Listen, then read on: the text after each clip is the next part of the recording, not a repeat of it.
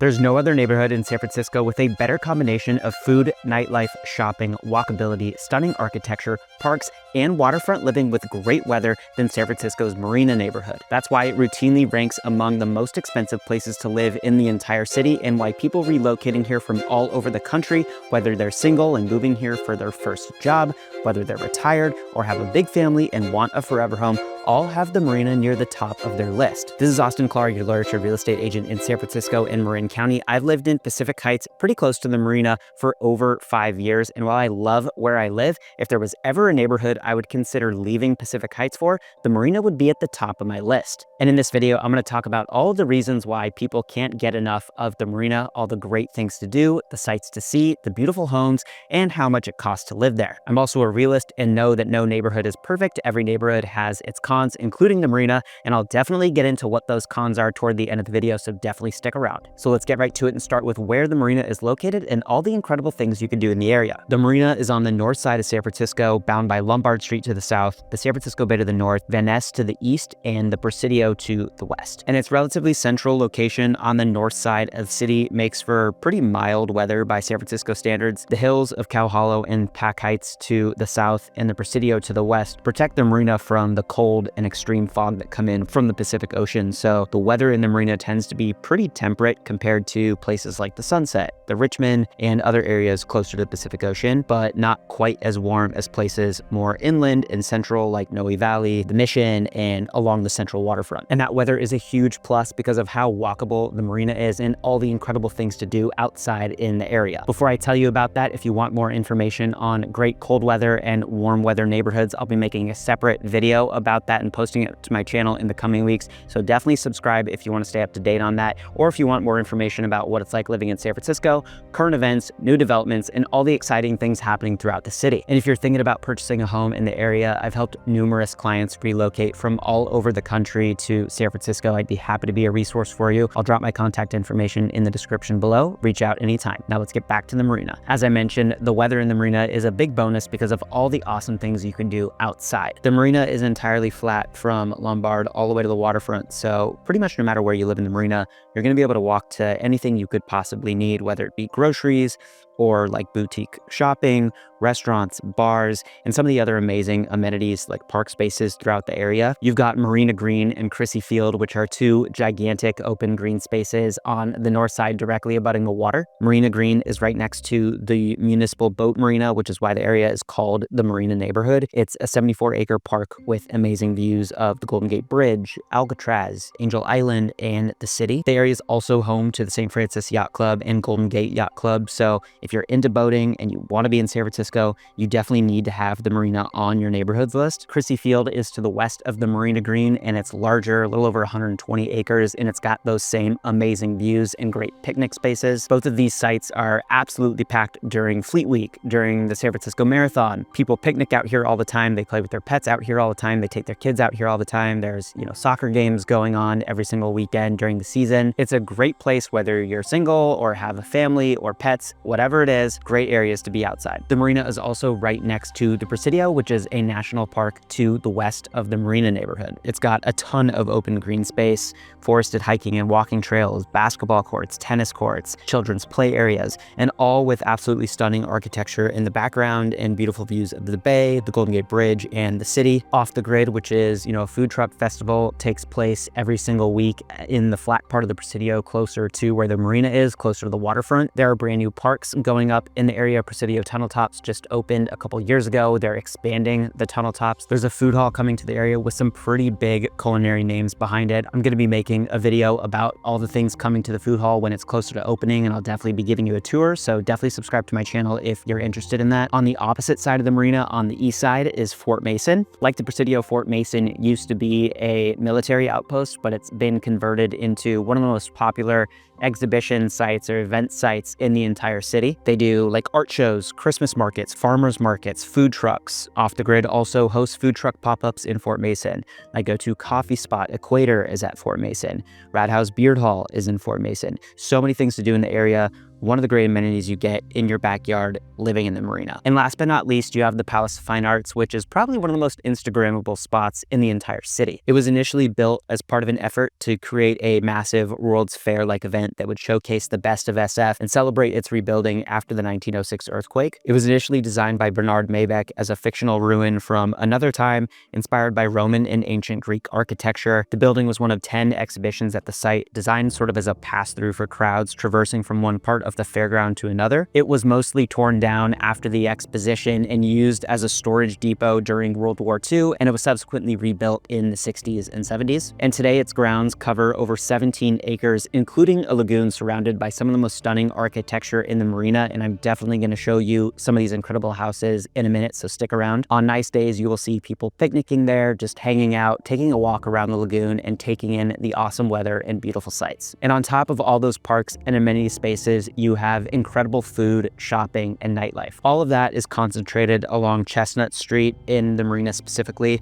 so when the weather is nice, it's an amazing area to walk around, grab some great food, eat outside, and go run some errands. They have big name brands like Apple, but also smaller boutiques, jewelry stores, eyewear, skincare, you name it, they probably have it. And the food there is awesome. One of the most popular restaurants, hardest to get reservations in the city right now, Little Original Joe's, recently opened in the marina. One of my favorite sushi spots in the city, Mamanoko, is on Chestnut Street. One of my favorite Italian restaurants, A16, is on Chestnut Street. And you've got more casual spots like Tacolicious, Suvla, Blue Barn, Sweet Green, and a ton of other options on and immediately off of Chestnut Street. And if you want even more options, you can go south a few blocks to Union Street in Cow Hollow, which has its own separate collection of food, bars, and restaurants. Or you could drive a few minutes over to neighboring Russian Hill and go hang out on Hyde or Polk Streets. So there are a ton of options immediately outside of the marina for food, shopping, nightlife, all of that. The marina is also on the north side of San Francisco, so it is really easy to get across the Golden Gate Bridge if you want to go hang out in Marin, or if you're going to go spend the day or weekend in Napa or Sonoma. So it's a really convenient place to live to go north as well. And just as stellar as the amenities in the marina are the homes. The marina has some of the most stunning architecture in all of San Francisco. You see a lot of classic marina style homes, which have the big bay windows above the garage on the front side of the house. This is a classic example of a marina style home on Pier Street, which I helped a client buy. It was technically a 2-unit building that was combined into a single family. It had massive ceilings in the great room, really beautiful floors, a gorgeous yard. My client put a hot tub in the backyard after he moved in, and he specifically bought this house because of how close it was to Chestnut Street. You can literally walk out the door and be close to everything he wanted. And there are beautiful houses like this all over. The most expensive streets to live on in the marina are Rico Street and Marina Boulevard. Rico is a very narrow, kind of windy road, very close to the water. It's not super heavily trafficked. Mainly people who live there are the only ones who are traveling on Rico. There's so many beautiful homes, some with more traditional facades and updated interiors, and others much more modern. Marina Boulevard is the last street abutting the Marina Green, overlooking the yacht harbor and the San Francisco Bay. So many redone homes on Marina Boulevard that sell for well north of $2,000 a foot. This one right here just sold for just under $2,000 a foot, almost $11 million. And the views from these homes are absolutely incredible because they are so close to the water and there's nothing built in front of them. Some of them are also detached from their neighbors and have larger than average sized lots. So great indoor-outdoor living, great natural light coming in from all sides. Some of them have awesome rooftops overlooking the water. It's an incredible place to live, but there are definitely some downsides. The main one is traffic because Marina Boulevard is so busy. It's one of the main thoroughfares to get from certain parts of the city to the Golden Gate Bridge. So people going out of town for the weekend or coming into town for the weekend often travel on Marina Boulevard. So both the foot traffic and car traffic is pretty heavy. All those pedestrians and cars make it a little bit more difficult sometimes to back out of your driveway. So just something to be aware of, but far and away, the pros of living on Marina Boulevard outweigh the cons. I would definitely live there. I also mentioned that some of the houses on Marina Boulevard are detached. Most of the marina is not like that. Most of the homes are going to be lot to lot or built from lot line to lot line, so not detached on their sides. So it is pretty tightly packed single homes, sort of on top of each other, or some larger multifamily buildings next to each other as well. And while not all the houses cost $2,000+ per square foot, the marina is one of the most expensive places to live live in the entire city. Over the past year, the average single family home has sold for a little bit over $4 million, a little over $1,400 a foot. That's the single family side. There's also a ton of condos in the Marina as well. You don't really have a ton of modern amenity buildings in the Marina. There are a couple. For the most part, it's older buildings that don't have amenities. And there's a pretty big range from price point. I helped a client buy a 1-bedroom in this building right here for $1.05 million. It was a 1-bedroom with parking, laundry, had awesome natural light. It was a 15-unit building, so pretty dense compared to what you see in some of the other pricier neighborhoods on the north side of San Francisco. At the opposite end of the spectrum is a condo like this, which I helped a client buy earlier this year. That one was just a 2-unit building, and their unit occupied the top 2 floors of the building, had an exclusive deck with views of the Palace of Fine Arts, views of the Golden Gate Bridge, and it was like done to the nines on the inside, and that one sold for $3.15 million. So the range of costs is definitely broad. The average cost of a condo in the Marina over the past year was about $1.7 million, a little over $1,200 a foot. Now, I promised you I would discuss some cons, and there are definitely some cons of living in the Marina, so let's get right to them. First is the soil conditions in the Marina. The Marina is largely on liquefaction, which means that when there's an earthquake, the soil's ability to support structures decreases. The ground can temporarily at least turn into a more liquid-like state instead of dense, compact, hard surface.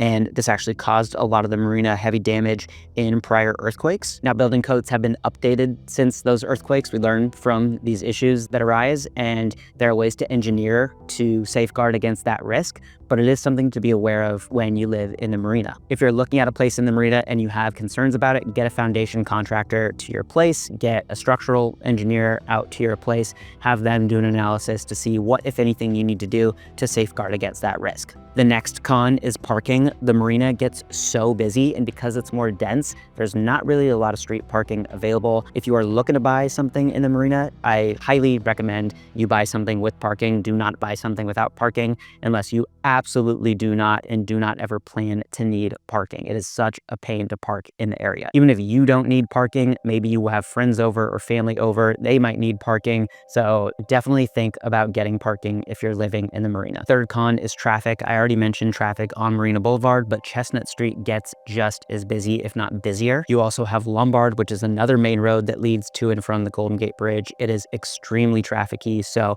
all the offshoots of Lombard and Chestnut immediately next to those streets get very heavily trafficked as well. When you're on the more residential streets far away from those areas, it's much more quiet, much more residential, not as much traffic, but you just go a couple blocks and it does get very, very busy. And the last con, which I went over earlier, is the cost of housing in the area. It's super expensive. Even the average size condo or single family home in the Marina is very expensive to own, but that's what happens when you live next to some of the city's best sites and amenities with all this awesome architecture, food, nightlife, shopping, all of it. It's super worth it. I truly think it's one of the best neighborhoods in all of San Francisco, and if I was ever considering leaving Pacific Heights, one of the neighborhoods at the top of my list would absolutely be the Marina. If you're thinking about relocating and having trouble deciding which neighborhood is right for you, or you're unsure about what's going on in the market, given all the changes going on in the city and with interest rates, reach out to me. I moved to the Bay Area over a decade ago to work as a lawyer at one of the biggest law firms in the world before getting into real estate. I've helped numerous clients relocate here